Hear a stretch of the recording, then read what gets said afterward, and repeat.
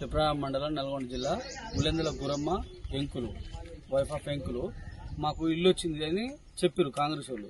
మేము ఉన్న గుడిసెను కూలగొట్టినాక ఇల్లు వచ్చిందని మీరు టీఆర్ఎస్ లో తిరుగుతున్నారు అనే ఉద్దేశంతో వాళ్ళు మా ఇల్లుని రాకుండా వచ్చిన ఇల్లుని తీసేసి ఏరే వాళ్ళకి ఇచ్చారు. మాకేం ఇల్లు లేకుండా అయింది. మేము ఇప్పుడు మంది నెలల కిరాయికుంటున్నాం.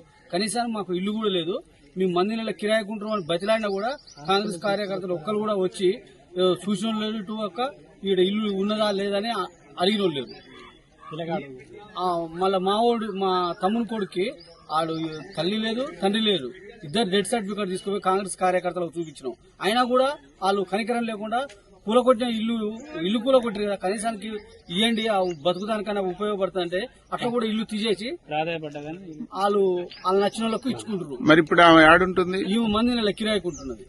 ఇప్పుడు ఇల్లు రాలే ఇల్లు వచ్చి ఉన్న గుడిసె కూడా కూలగొట్టి మంది నెల కిరాయికుంటుంది. అది కూడా బతిలాడినాం. పోయి కాళ్ళ మీద పడేటట్టు కూడా మా తమ్ముడు కూడా పోయి కాళ్ళ మీద పడేటట్టు కూడా బతిలాడాడు. అయినా కూడా కాంగ్రెస్ కార్యకర్తలు తీసి పక్కన వేస్తున్నారు.